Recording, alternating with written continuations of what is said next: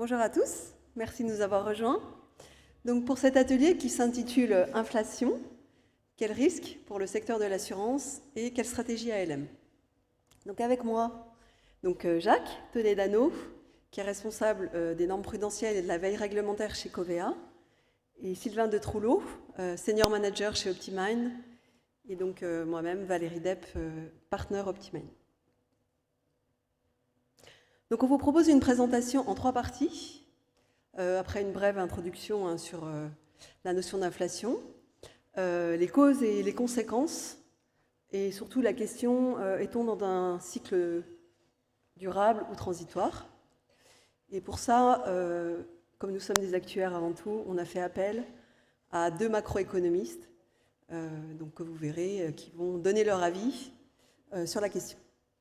Ensuite, Sylvain vous parlera des risques et des opportunités pour le secteur de l'assurance, avec un split entre l'épargne retraite et la partie non-vie, donc prévoyance et YARD. Et puis Jacques, dans la dernière partie, parlera des instruments financiers, donc pour couvrir les risques d'inflation, et puis ce qu'on pourrait faire au niveau de l'allocation stratégique d'actifs. Alors, c'est quoi l'inflation? On va aller assez vite. Donc je pense que voilà, vous le savez tous, la définition qu'on pourrait en donner, donc c'est un phénomène économique, donc qui se traduit par une dépréciation de la monnaie et qui est combiné à une augmentation générale et durable des prix. C'est ce qu'on appelle le fameux panier de la ménagère. Il y a à peu près 700 biens et services. Et on mesure sa dérive sur un an à la dérive des prix de ce panier. Alors juste pour vous dire en bleu qu'on va parler d'IPCH dans la présentation, parce que pourquoi? Donc c'est l'indice harmonisé des prix de la zone euro. Et l'harmonisation, c'est quoi? C'est de faire certains retraitements. Et vous voyez, pour la France, en fait, c'est retraiter notamment des remboursements de la sécurité sociale, qui n'est pas une pratique répandue dans tous les pays de la zone euro. Et puis l'INSEE publie aussi ce qu'ils appellent l'inflation sous-jacente, le ISJ, qui est un indice qui est corrigé d'un certain nombre de choses, de produits volatiles, des mesures fiscales et qui est lissé des variations saisonnières. Alors, ce qu'on pourrait dire sur les sources d'inflation, mais vous allez voir, ils en parlent largement, c'est qu'il y a en gros, on peut résumer ça à 3 sources d'inflation. L'inflation par la demande, et ça c'est plutôt positif, c'est la demande qui augmente. Et je dirais c'est une bonne inflation, si on peut qualifier de bonne ou mauvaise l'inflation. L'inflation par les coûts, donc là c'est l'augmentation des frais et la dérive des coûts, notamment les coûts salariaux, et plutôt une mauvaise inflation, puisque ça entraîne quelque part soit une stagflation, soit ensuite une récession. Et puis la définition monétariste, c'est donc un excès de masse monétaire. Et vous avez la fameuse équation MV égale BT, sur laquelle je ne vais pas revenir, mais liée à la masse monétaire en circulation. Donc ce que je vous propose, donc on a fait 2 interviews de 2 macroéconomistes différents, c'est de voir un peu leurs réponses aux questions qu'on a posées par rapport à l'inflation et cette fameuse question inflation durable ou transitoire, et en sous-jacent, quelle action, que penser de l'action des banques centrales?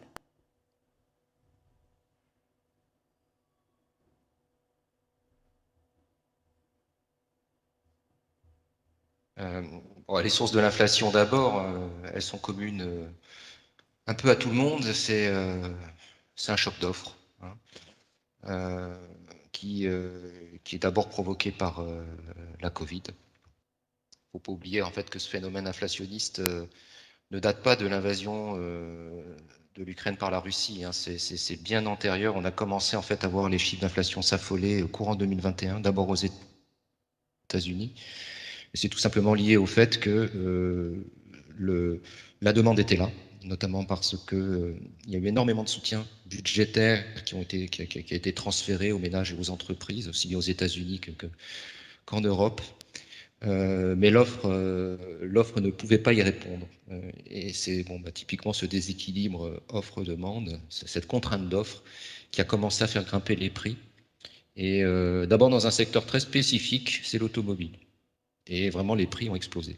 C'est vraiment une conséquence directe du choc de la Covid. Et puis, ce choc d'offres a été amplifié, aggravé par l'invasion russe en Ukraine. Ça a vraiment exacerbé un problème qui était déjà sous-jacent. Où là, en fait, alors, évidemment, les prix de l'énergie ont continué d'augmenter. Et on atteint, on le sait, des records, mais aussi les prix alimentaires du fait que la Russie et l'Ukraine sont de très très gros pourvoyeurs, notamment de céréales. En fait, les deux sont pratiquement les deux premiers exportateurs mondiaux. Et bien évidemment, les craintes de pénurie sur ces marchés ont fait flamber les prix des matières premières agricoles. Et donc le phénomène s'est accentué. Donc les sources de l'inflation sont vraiment liées à un choc d'offres. Mais pour que ce choc puisse se matérialiser par des hausses de prix, il y a bien aussi quelque part derrière soutien à la demande. Et si vous voulez, c'est une combinaison en fait d'un choc d'offres et du résultat du quoi qu'il en coûte. Le quoi qu'il en coûte, en fait, coûte quelque chose. Et on est en train, en fait, de le toucher du doigt. Ça a des conséquences inflationnistes.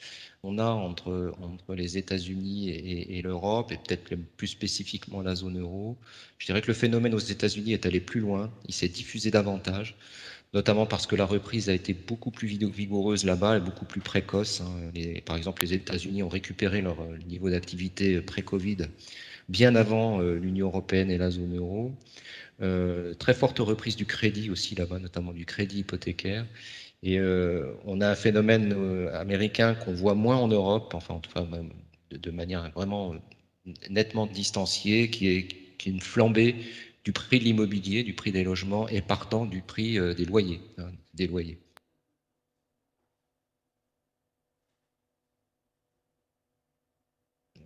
On a à peu près, on est sur une dynamique de croissance salariale en Europe qui doit, en moyenne, sur les pays de la zone euro, tourner aux alentours de 3-3,5%. On est plutôt vers 6 aux États-Unis si on essaie de raisonner à univers comparable. Maintenant, quand on parle de hausse de salaire, il faut toujours les rapporter aux gains de productivité. Et on a l'impression que les États-Unis échangent quand même leur hausse de salaire contre des gains de productivité également très importants. Ce qui fait que les coûts salariaux unitaires, ce qui en fait vraiment c'est la composante salariale de l'inflation.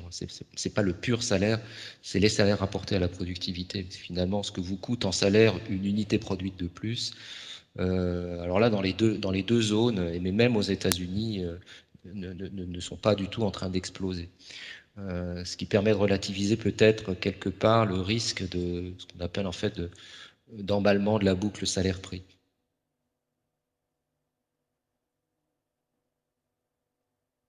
Bon, alors vous savez que l'inflation est un phénomène monétaire. Et donc, je serais tenté de dire qu'il y a deux inflations. Il y a une vraie, donc qui est monétaire. Phénomène monétaire, c'est-à-dire c'est un déséquilibre entre l'offre et la demande de monnaie. Ça, c'est la vraie inflation. Et puis, il y a une fausse inflation, entre guillemets, qui est en fait une dérive des coûts. On peut appeler ça un mouvement de prix relatif. C'est par exemple quand le prix du baril monte, on achète plus cher son baril à la pompe, mais quelque part, on va acheter moins de DVD à la Fnac parce qu'on a perdu en pouvoir d'achat, et donc le prix des DVD à la Fnac va baisser et ça va compenser. Et au final, ce sera neutre sur le niveau général des prix. Simplement, il y aura une déformation dans le panier de la ménagère, déformation passagère ou structurelle, mais en tous les cas qui n'affecte pas le niveau général des prix. Et ça, c'est un petit peu la fausse inflation, c'est une dérive des coûts, on peut appeler ça. Et c'est ce que capte très bien le CPI, c'est-à-dire l'inflation statistique, l'indice des prix à la consommation, qui capte très bien ces mouvements de coûts. Par contre, l'inflation monétaire, c'est un petit peu un concept. C'est la vraie inflation, mais sauf qu'elle, on la capte pas très bien par l'appareil statistique. C'est la vraie. Est-ce qu'elle, elle a bougé? Pas trop. Ce sont les classes d'actifs qui nous le disent. C'est l'ancrage des anticipations qui nous le dit. Et là, probablement, ça n'a pas beaucoup bougé parce qu'il n'y a pas eu tellement de déséquilibre entre l'offre et la demande de monnaie. Oui, les banquiers centraux ont ont imprimé en 2020, ça c'est vrai, mais ça correspondait aussi à un besoin des entreprises et des ménages de reconstituer leur balance en cash. Et donc, s'il y a eu une forte offre de monnaie, il y a aussi eu une demande de monnaie croissante. Voilà, moi, j'en suis à cette idée-là, et donc ça renvoie plutôt à l'idée d'une inflation plutôt importée, plutôt matière première, plutôt transitoire, et surtout en zone euro. S'il n'y a pas de nouveau choc d'offres exogènes, c'est un grand si, puisque depuis 2 ans, on est quand même beaucoup ballotté, hein, mais à condition que la logique soit respectée, on doit avoir un pic vers octobre aux États-Unis sur les effets de base. Donc, ça va aller décrescendo sur le CPI américain, normalement à partir d'octobre-novembre, très fortement. Et en zone euro, c'est un peu lagué, c'est un peu plus tard, c'est un peu moins marqué, mais on aura un effet pchit également. Je ne sais pas bien quand, mais bien avant ce que Bruno Le Maire a dit, c'est-à-dire bien avant la fin de l'année 2023. Après, la question qu'il faut se poser, c'est où se fera le nouvel équilibre? Est-ce qu'il se fera à 1% comme au cours de la décennie précédente, ou à 2, ce qui serait normalement la bonne zone pour une banque centrale qui fait de l'inflation targeting malgré la crise de l'inflation targeting, ou à 3 ou 4. Ça, c'est une bonne question à avoir, mais c'est une question qui nous emmène vers 2024 et au-delà.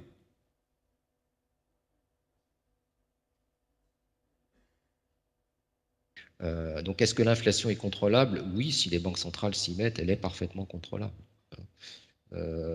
Après, le vrai sujet, c'est à quel coût elle est contrôlable. Et c'est là qu'on rentre un petit peu dans ce qui fâche, parce qu'une banque centrale peut très bien juguler l'inflation en faisant basculer les économies en récession, en montant les taux à des niveaux tels que eh bien, le crédit n'est plus assez dynamique, les investissements ne sont pas financés, les crédits à la consommation sont plus chers, donc ça ralentit aussi. Et en jouant sur ce levier, les banques centrales peuvent parfaitement contrôler l'inflation. Elles peuvent aussi le faire en réduisant la quantité de monnaie qu'elles injectent directement dans l'économie via le quantitative easing. Donc il va y avoir un resserrement monétaire par les taux d'intérêt et par la quantité de monnaie qui ralentira la demande et quelque part l'inflation. Pour durcir les conditions monétaires, il y a plein de techniques. Tout le monde pense à la hausse des taux, mais il y a des choses beaucoup plus puissantes. On peut déjà arrêter effectivement le quantitative easing, on peut même commencer une normalisation bilancielle, même si ça ne sert pas à grand-chose sur le fond. Ça marque les esprits. On peut jouer sur le taux de change dans certains pays. On peut envoyer un message aux banques commerciales de rationner le crédit sur l'immobilier ou autre. Enfin, il y a plein de techniques. Si on veut se tirer une balle dans le pied et tuer la croissance par un durcissement monétaire, on sait faire. Par contre, le problème, c'est la fausse inflation, l'inflation statistique, le CPI. Lui, il n'est pas contrôlable, puisque par définition, il va toujours dépendre soit d'un ex du KGB des steppes, soit d'un mollah du détroit d'Ormuz. C'est un CPI qui, enfin, c'est une inflation qui ne se contrôle pas vraiment, qui est très liée au prix du baril et du gaz, sur lesquels on n'a pas un contrôle direct. Et là, on peut toujours essayer de monter les taux, ça ne va pas créer de nouveaux puits de pétrole. C'est même plutôt contre-productif, puisqu'on va ajouter un problème de demande agrégée à un problème d'offre globale sur lequel on n'a à peu près aucune prise. Non, normalement, c'est pas le CPI, enfin, c'est pas l'inflation statistique qui peut être contrôlée par une hausse des taux. Ce qu'on fait actuellement ne sert à rien, puisque de toute façon, on va un petit peu au devant de la victoire. On sait que le CPI, de toute façon, doit s'effondrer. On n'ose plus trop donner une date exacte, puisqu'on s'est fait bien balloter depuis 12 mois avec des chocs supplémentaires, mais globalement, on sait que ça va s'effondrer. Est-ce qu'il faut monter les taux au préalable pour faire croire au bon peuple que c'est la Banque centrale qui véritablement a permis de lutter contre l'inflation statistique sur laquelle elle n'a aucune prise? Peut-être, en termes de communication, fallait-il faire ça.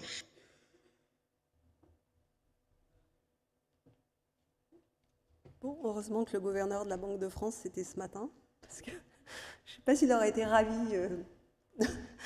des propos de Mathieu. Alors juste pour vous illustrer, mais très rapidement, parce qu'on ne va pas passer non plus, c'était pas le but, hein, c'était plutôt de regarder les conséquences et voilà, juste quelques chiffres. Vous voyez, la zone euro, ben, effectivement, c'est 8% d'inflation à fin mai, enfin début juin. Et à droite, ce qui est intéressant, c'est de regarder on est les beaux élèves, ça c'est super dans la zone euro, donc on est les plus bas. Pourquoi? Ben, vous le savez, il y a eu l'encadrement des prix d'électricité et du gaz, il y a eu les mesures à la pompe, et puis quelque chose qui fera peut-être pas plaisir à tout le monde, mais on produit 70% de notre consommation électrique via le nucléaire, et donc on est moins dépendant du gaz et du charbon. Par exemple, c'est le cas de l'Allemagne, hein, que vous voyez, qui est en milieu de tableau et qui est très dépendante du gaz et du charbon. Et puis en bas, ben, voilà, quelque chose que vous savez tous, parce qu'on est tous consommateurs, c'est l'énergie qu'on mène tout, mais pas que. Avec l'alimentaire, les produits manufacturés et les services, tout a augmenté. Alors tout a augmenté, ben, l'énergie, oui, vous avez les graves, donc le pétrole qui continue sa hausse, le gaz qui a fait un pic et puis qui est redescendu. Alors il y a la consommation, bien sûr, l'hiver, Et puis il y a eu une poussée de tension en mars qui s'est quand même rétablie. Et à droite, les prix des métaux précieux et des denrées alimentaires. Donc vous voyez, blé, maïs, mais là, Jean-Luc en a parlé, hein, c'est effectivement l'effet Russie-Ukraine notamment. Et puis la même chose sur les métaux.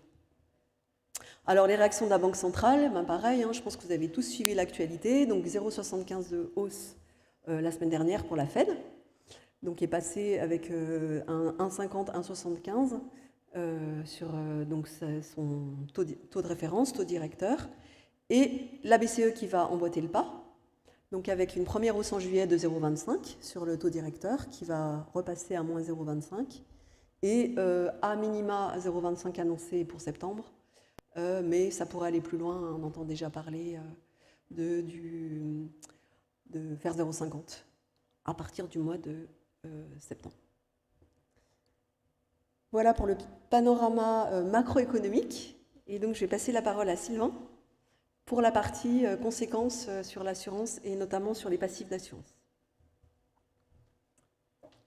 Merci Valérie. Dans cette seconde partie, on va donc essayer de dresser un peu un panorama des impacts de l'inflation sur le secteur de l'assurance. Et effectivement, on va plutôt se focaliser sur les impacts en matière de prestations d'assurance. Mis à part sur l'épargne retraite, où effectivement il faudra aborder aussi la question de l'actif. Et puis Jacques, dans une troisième partie, parlera plus des stratégies d'investissement. Il convient aussi de rappeler que l'inflation a aussi un impact, bien entendu, sur les coûts de structure des compagnies d'assurance, donc un impact commun à tous les assureurs, qui contribue donc à la dérive des coûts, sur lequel on ne va pas aussi s'attarder dans cette partie. Lorsqu'il s'agit d'étudier les impacts de l'inflation sur les prestations d'assurance, il s'agit d'étudier les éléments au cas par cas, car on va le voir, il s'agit d'impacts très différents en fonction de la branche d'activité, mais aussi de la structure de l'inflation. Est-ce qu'elle est transitoire? Est-ce qu'elle est durable? Est-ce qu'elle est sur les prix des matières premières, sur les salaires? Ça dépendra bien entendu aussi de la cadence de règlement des sinistres. Et puis les marges de manœuvre des organismes d'assurance sont bien entendu différents en fonction de ce que l'on désire agir sur le stock ou sur les affaires nouvelles.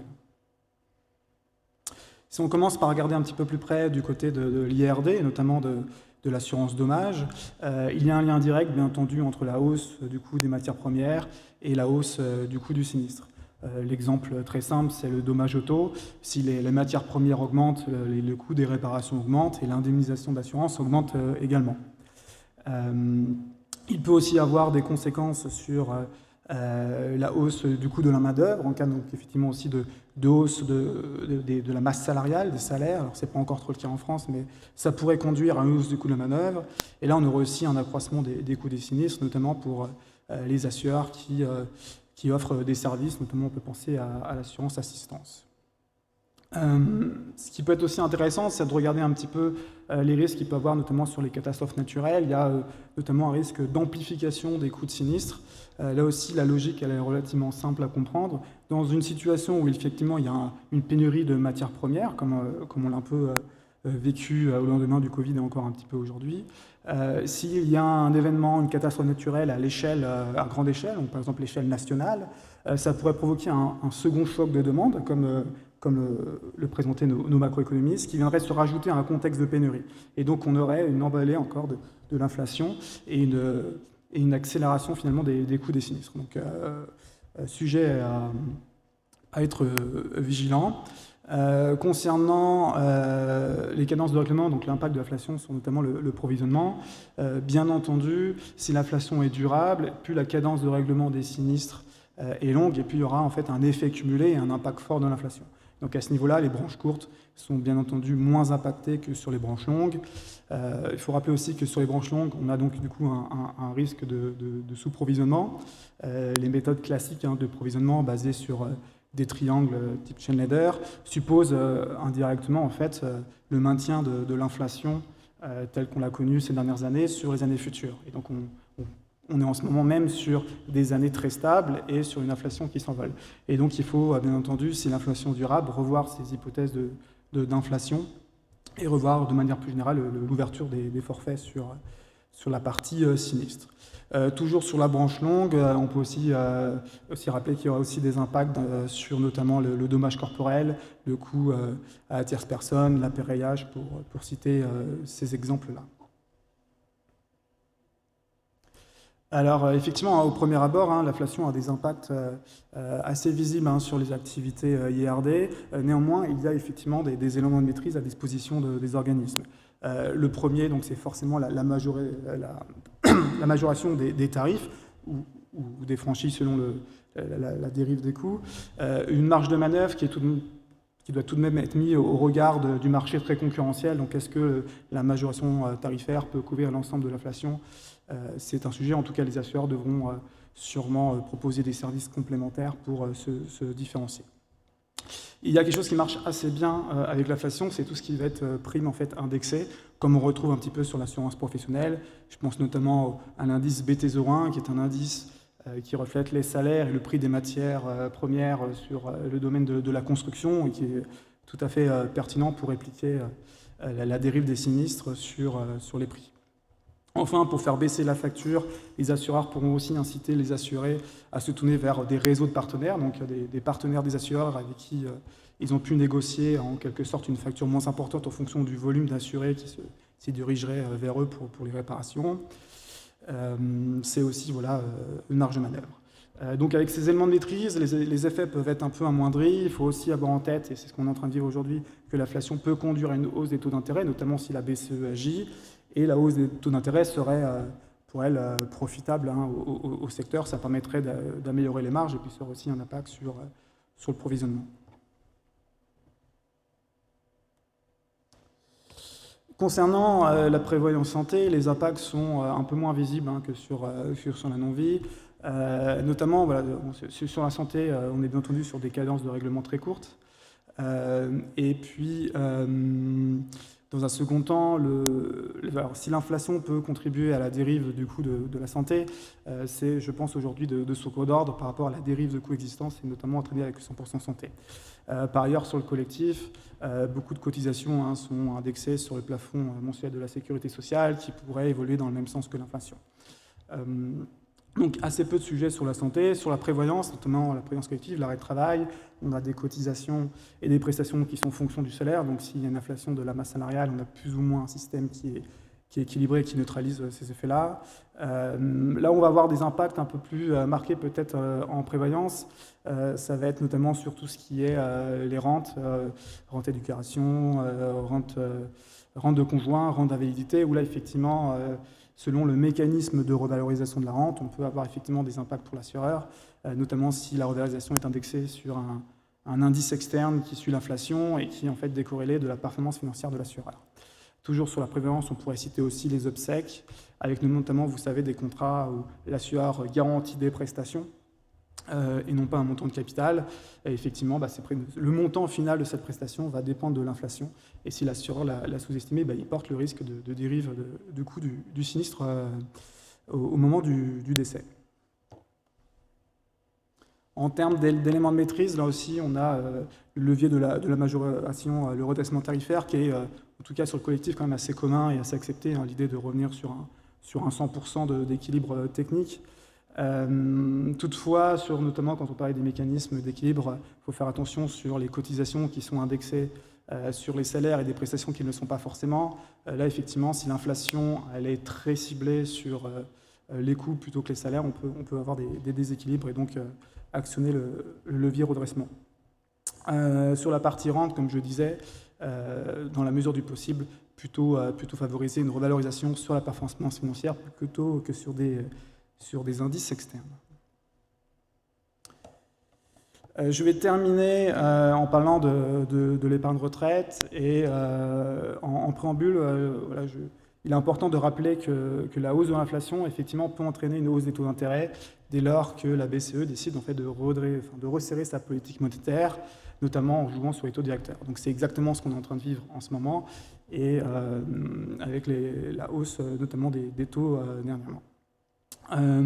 Une remontée des taux d'intérêt, que ce soit des taux nominaux ou réels, a un impact positif de manière générale sur l'assurance vie, notamment après des années de taux bas qui ont pesé lourdement sur la rentabilité et sur la solvabilité des assureurs. Un environnement de taux normal permet effectivement de proposer des meilleurs rendements à ses assurés, donc de retrouver une certaine attractivité. Ça permet d'améliorer les marges à moindre coût en capital, toute chose égale toutes choses égales par ailleurs, sur la location d'actifs. Néanmoins, lorsqu'il y a une remontée des taux, et ça a été évoqué ce matin, il faut toujours être vigilant à ce que cette montée de taux ne soit pas trop brutale. La logique qui a été évoquée ce matin, c'est de dire que si la montée des taux est brutale, eh bien, il y a un écart de rendement entre ce que peut proposer l'assureur vie, notamment sur l'assurance en fonds euros, de par l'inertie des placements de l'actif général qui aujourd'hui s'assit sur des rendements très faibles, par rapport à ce que peut proposer les produits externes. Et notamment, on peut penser au livret A qui est en train de monter, qui va continuer à augmenter, et puis tout simplement à l'OAT 10 ans qui est aujourd'hui supérieur au rendement prévisionnel de l'assurance vie. Et effectivement, si cet écart il est très important, on a un risque qui est assez connu, c'est la fameuse histoire du rachat massif où effectivement l'assuré aurait en fait un manque à gagner à rester sur son assurance vie, aurait même un rendement négatif, c'est exacerbé par l'inflation, et donc irait récupérer son encours, et s'il y a une forte demande de récupération d'encours, l'assureur serait enclin en fait à réaliser des moins-values latentes sur ses actifs obligataires pour subvenir aux besoins de liquidité. Et donc c'est ça le fameux scénario de rachat massif. Alors il y a des limites, des dispositions qui existent aujourd'hui pour éviter ce type de risque. On peut rappeler quand même que la fiscalité de l'assurance vie limite tout de même les rachats en début de contrat. On peut bien entendu évoquer les réserves, la provision pour participation bénéfice dont dispose l'assureur. Et puis il y a même des dispositions réglementaires, législatives. Je rappelle que la loi Sympa 2 permet, sous approbation de la haute autorité de la stabilité financière, de limiter, voire empêcher les rachats, les arbitrages sur les fonds euros. On a trouvé assez opportun de vous présenter ce graphique qu'on a repris de la CPR, parce qu'il montre à quel point les choses peuvent s'accélérer très vite, en fait. Donc vous avez ici une situation qui va de 2011 à 2021, et vous voyez, donc, ce qu'il faut regarder surtout, c'est la courbe en rouge, qui est en fait le rendement proposé sur l'assurance vie, le rendement moyen. Donc vous voyez très bien que ce rendement, il était impacté au fil des années par les taux bas. Il était de 1,3% en moyenne en décembre de l'année dernière. Vous avez la courbe violette qui est le même rendement retraité dans l'inflation. Donc quand l'inflation était relativement faible et stable, il n'y avait pas grand-chose à dire. Et puis vous voyez que déjà en 2021, on a un rendement réel qui est négatif puisque l'inflation est au-dessus de 1%, bien entendu. Et puis ce qui est intéressant, c'est aussi la courbe orange qui est le taux de rendement de l'OAT 10 ans, donc émis par l'État français, qui a subi elle aussi les rendements faibles, qui a subi les taux bas, mais qui en revanche remonte dès l'année 2021, parce que la remontée des taux permet une remontée beaucoup plus rapide par rapport au rendement de l'assurance vie. Et si on prolonge le graphique, alors on ne l'a pas fait, mais on vous a présenté les chiffres, aujourd'hui, donc 6 mois plus tard, l'OAT 10 ans est passé à 2,3%, donc elle a pris à peu près 200 points de base depuis l'année dernière, c'est énorme. L'inflation est montée à 5,7%. Et donc, si on maintient, à taux de rendement équivalent de l'assurance vie par rapport à l'année dernière, on a un taux de rendement de l'assurance vie qui est à moins 4% réel et surtout un écart de à peu près 1% entre l'OAT 10 ans et l'assurance vie. Alors, est-ce qu'on est dans ce fameux remontée brutale des taux? Peut-être pas. En tout cas, on est clairement dans une remontée nette des taux d'intérêt. Et la vigilance est à recommander aux organismes d'assurance vie. Pour terminer sur les marges de manœuvre, la première, et j'en ai parlé juste avant, c'est bien entendu les réserves qui ont été accumulées. Donc là, l'idée, c'est de se servir de la PPB pour proposer des rendements plus élevés à ses assurés et limiter l'écart entre ce que peut servir l'assureur et ce que peut trouver l'assuré sur le marché externe. Concernant la partie produit, en tout cas la gestion du passif, notre sentiment c'est que il ne faut pas revenir en arrière.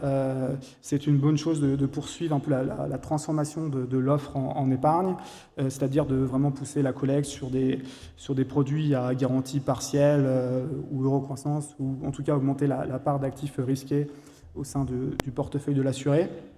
Ça permet plus de manœuvres pour l'assureur, une meilleure perspective de rendement, bon, à condition que les actifs risqués performent, bien entendu. Et en tout cas, c'est beaucoup moins sensible à l'inflation qu'un produit 100% garanti en euros. Donc voilà, donc c'est toujours intéressant de poursuivre la transformation. En tout cas, il faudra être prudent, bien entendu, à ne pas avoir une décollecte nette trop importante, enfin négative trop importante sur la partie euro en termes de résultats. Et enfin, dernier levier qu'on pourrait citer, c'est bien entendu la stratégie d'investissement. Donc là, comment se couvrir à l'actif de l'inflation et comment optimiser son rendement. Mais je vais m'arrêter là parce qu'il s'agit tout simplement de la troisième partie que Jacques va présenter.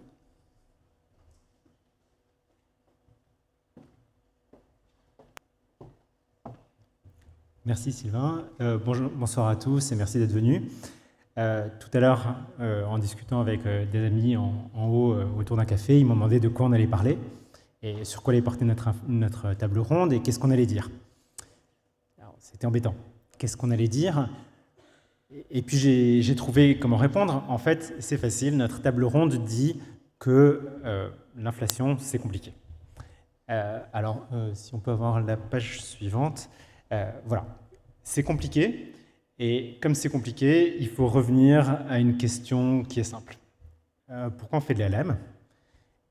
Pourquoi on fait de la LM? En fait, c'est un problème économique normal qu'on a tous d'ailleurs dans nos vies à titre individuel.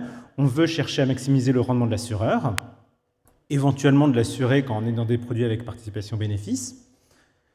Et puis, on a des risques dans notre couple rendement-risque. Alors, le risque, évidemment, la première chose qu'on va essayer de contrôler, c'est les niveaux de MCR et de SCR, parce que réglementairement, on est tenu de les contrôler et de couvrir nos ratios.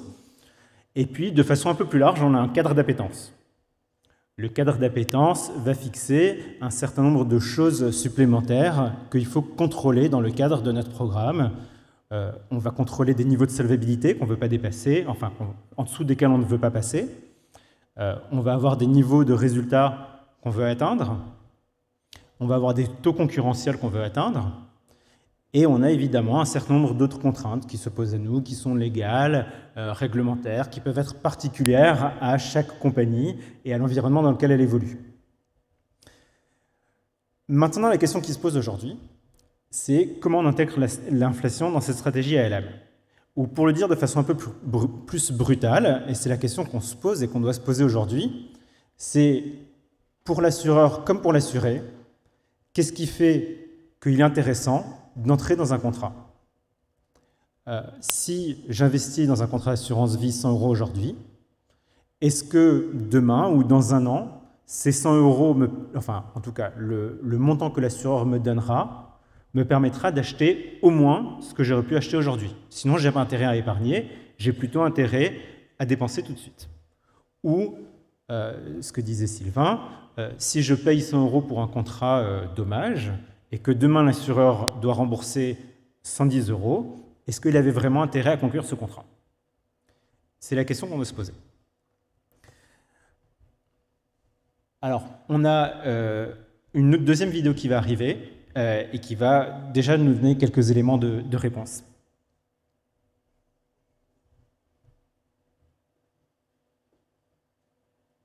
L'immobilier a souvent été vu comme un bon hedge inflation. J'en suis pas sûr. Ça dépend de quelle période on parle et ça dépend de quelle duration surtout d'investissement on parle. Vous savez que les coûts de transaction sont importants, il faut quand même aussi les intégrer. Les taux nominaux ne réagissent pas du tout de la même façon que dans les années 70, c'est-à-dire qu'à l'époque, quand on s'endettait, on pouvait ensuite rembourser en monnaie de singe en cas de choc surprise d'inflation, mais aujourd'hui, ce n'est plus tout à fait comme ça que ça fonctionne. L'immobilier est déjà toute une affaire. L'obligataire, il y a l'obligation indexée, évidemment, auquel tout le monde pense, mais l'obligation indexée est un petit marché, donc c'est pas du tout la même chose si on est un investisseur institutionnel ou un particulier, c'est quand même plutôt un marché de professionnels. Et on ne peut pas couvrir l'ensemble des fonds généraux de cette façon. Ça reste un marché relativement étroit, donc imparfait. Il n'y a pas de hedge parfait. L'or n'est pas du tout un bon hedge inflation. On est d'ailleurs en train de s'en apercevoir une fois de plus. Les actions, finalement, et paradoxalement, sont peut-être une des meilleures solutions, alors pas n'importe lesquelles, et pas n'importe comment, mais il est évident que certains types d'entreprises, en private equity ou action cotée, offrent assez peu de prise à un choc d'inflation important. Enfin, elles seront quand même de toute façon affectées indirectement. Toutes les périodes de dérive monétaire, que ce soit déflation des années 30 ou inflation des années 70, ont été très peu profitables pour les actions, parce que d'abord vous avez un surcroît de volatilité globale, et puis oui, vous pouvez même aller au bout du bout jusqu'à des mouvements de retrait, de flux négatifs. Alors pour le moment, c'est pas du tout ce qu'on observe. C'est d'ailleurs pour ça que probablement on ne peut pas parler d'inflation aujourd'hui. Les fonds généraux, tout le monde va dessus. La collecte UC, tout le monde va dessus. Enfin, les gens ont un comportement comme s'il n'y avait pas du tout de surchauffe économique et comme s'il n'y avait pas du tout d'inflation. Mais s'il devait y avoir véritablement de l'inflation, je ne sais pas quelle est la meilleure des classes d'actifs, et il y aurait probablement des surprises.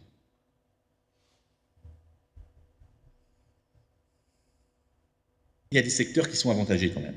Enfin, avantagés en relatif dans un scénario qui n'est pas le mien, de choc inflationniste profond et significatif et durable. Les boîtes qui sont avantagées, ce sont les boîtes qui jusqu'ici d'ailleurs, depuis un an, retracent assez fortement, ce sont plutôt les boîtes de la tech. Les boîtes de la tech sont autofinancées, donc elles n'ont pas besoin de la Fed, elles n'ont pas besoin des banques, elles n'ont pas besoin des banques centrales. Elles ne sont pas obligées d'être secourues tous les 3 mois comme d'autres entreprises. Les boîtes de la tech sont censées avoir un certain pricing power parce qu'elles sont sur un trend d'adoption, elles sont sur le bon positionnement en termes de loi de Engel, elles ont une bonne élasticité, elles sont en haut de la pyramide de Maslow, etc., etc., etc.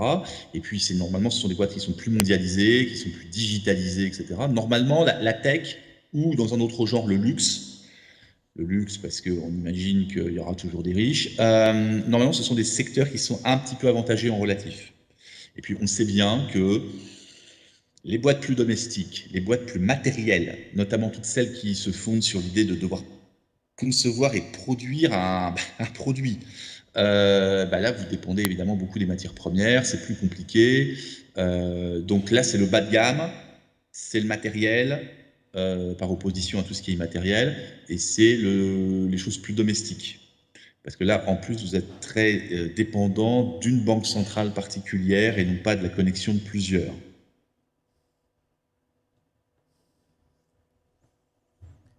Donc, comme je vous le disais, l'inflation, c'est compliqué. Qu'est-ce qu'on peut faire? Ceci étant posé, qu'est-ce qu'on peut faire? Une des premières choses qu'on a à l'esprit, évidemment, c'est d'aller voir les obligations indexées. Les obligations indexées, c'est très décevant.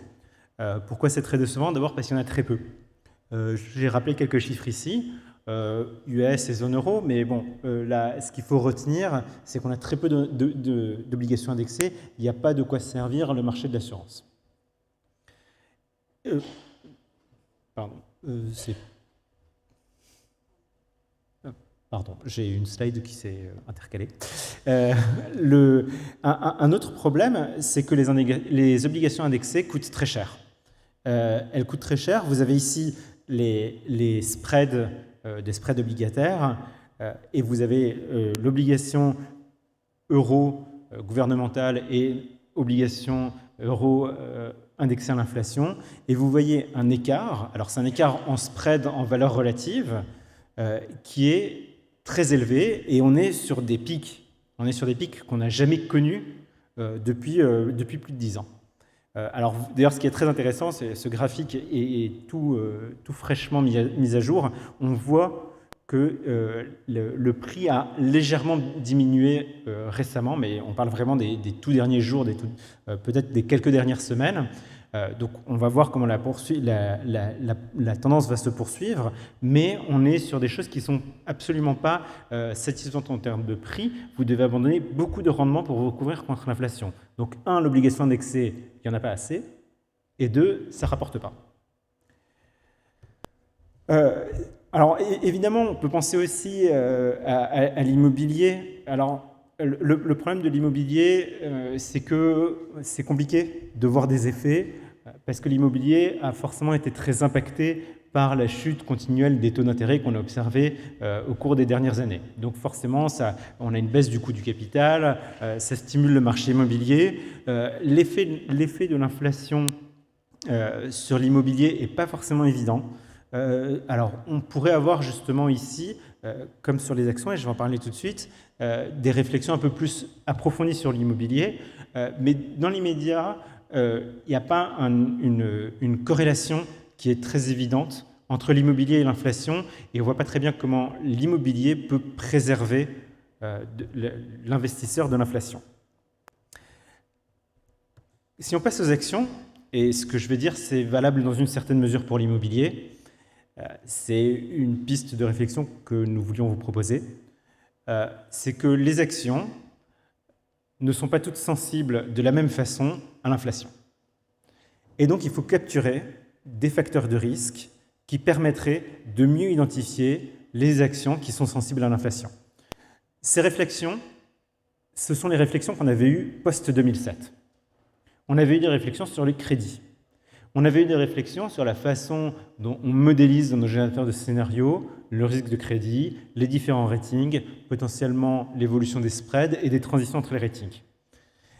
Ces réflexions-là, elles nous ont fait passer de l'allocation stratégique vers l'allocation tactique. L'ALM s'est un petit peu rapproché de l'allocation tactique en essayant de mieux appréhender les facteurs de risque sous-jacents au portefeuille.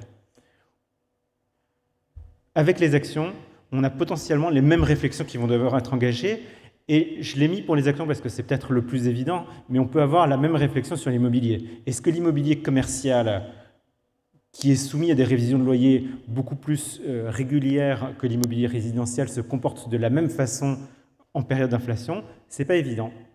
Et il y a un risque, un facteur de risque à capturer ici. Le défi, c'est qu'on n'a pas, avec les actions et avec l'immobilier, une classification des risques aussi communément admise et aussi claire qu'on l'a avec le crédit. Avec le crédit, on a des ratings, on sait tout ce que c'est, on les utilise tous, et c'est facile. Pour les actions, ça va demander un peu plus de travail.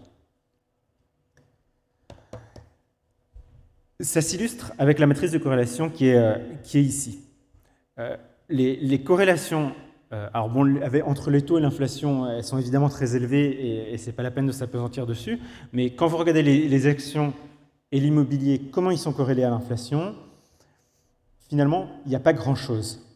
Et le travail qui nous attend en cette période d'inflation élevée, c'est de distinguer différents indices qui sont exposés à différents facteurs de risque et qui ne soient pas tous corrélés pareil à l'inflation.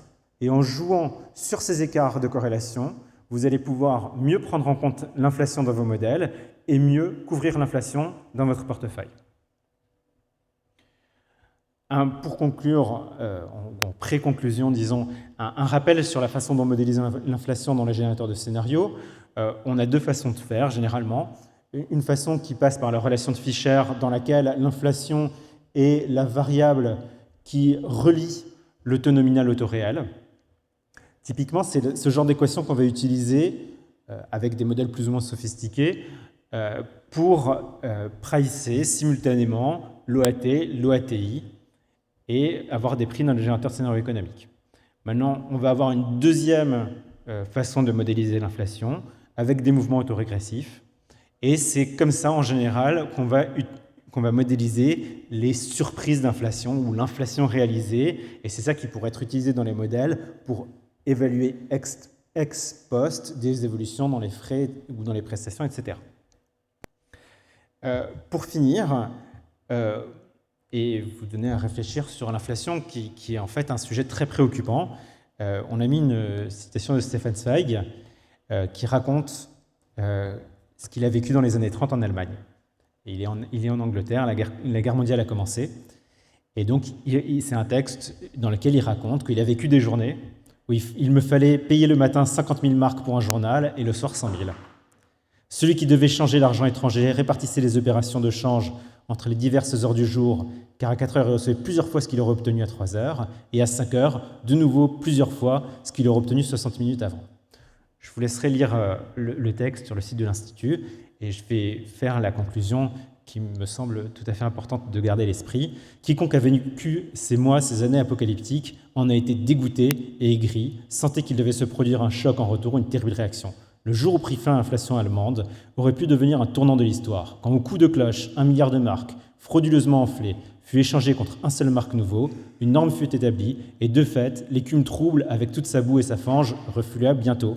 Les bars, les débits d'alcool disparurent, la situation redevint normale, chacun pouvait maintenant compter exactement ce qu'il avait gagné, ce qu'il avait perdu, la plupart, l'énorme masse, avaient perdu. Il faut le rappeler sans cesse, rien n'a aigri, rien n'a rempli de haine le peuple allemand, rien ne l'a rendu mûr pour le régime de Hitler comme l'inflation.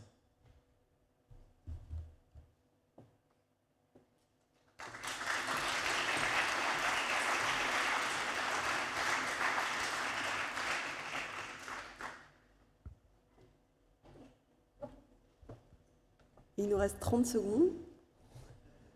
39. Parce qu'on a un timer. Est-ce que vous avez une ou deux questions rapides? Sachant qu'à 18h, on doit remonter, je crois, pour le... Oui. Ah, micro.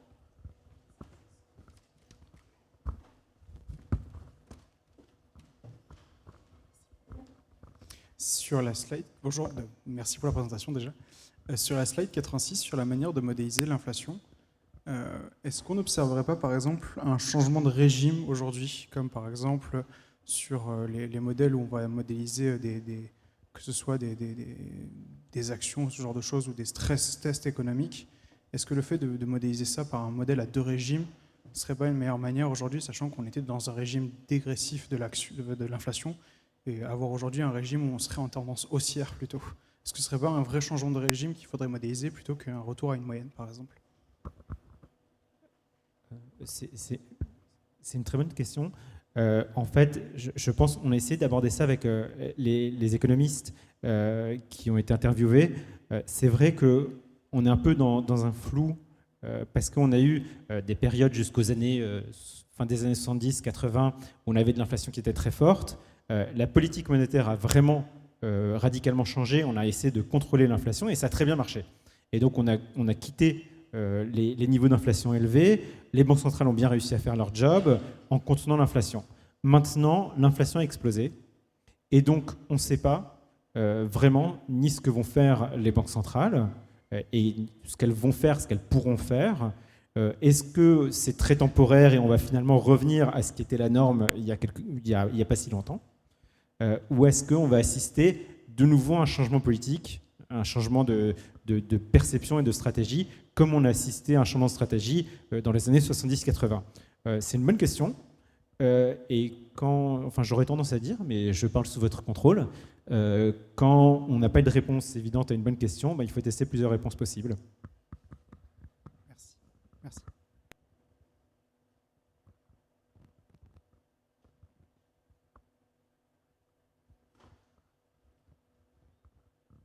Merci pour cette présentation.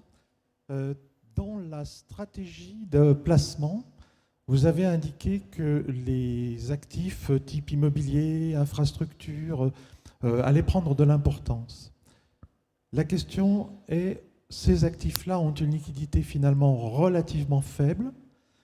Quel impact voyez-vous finalement sur le fonctionnement des compagnies d'assurance d'avoir une part beaucoup plus importante dans des actifs finalement peu liquides et peu négociables? Alors, je vous remercie beaucoup de votre question. Il se trouve que le hasard fait que nous sommes tous les trois membres du GTALM de l'Institut des actuaires, qui a publié, qui est en train de faire publier une note sur le risque de liquidité. Donc, je ne peux que vous inviter à la consulter dès qu'elle sera sur le site. Alors, peut-être pour... ça nous fait un peu sortir du sujet, mais oui, effectivement, alors, on a un risque de liquidité. C'est vrai, on a un risque de liquidité qui doit se gérer comme un autre risque. Et donc, il faudra avoir ça à l'esprit. Alors, j'ai parlé effectivement de l'immobilier, et c'est vrai, c'est très important, et ça va créer d'autres sujets qu'il faudra bien prendre en compte. J'ai parlé aussi des actions. Pour les actions, on peut imaginer qu'elles soient plus liquides, même s'il est vrai que vous pourriez me dire qu'il y a la problématique private equity, et les assureurs ont beaucoup investi en private equity parce qu'ils avaient une prime de rendement. Est-ce que le private equity pourra donner une prime correspondant à l'inflation? C'est une bonne question, c'est pas évident. Mais pour répondre en particulier à votre question, le risque de liquidité est traité à côté. Je vous invite à voir la note dès qu'elle sortira. Merci.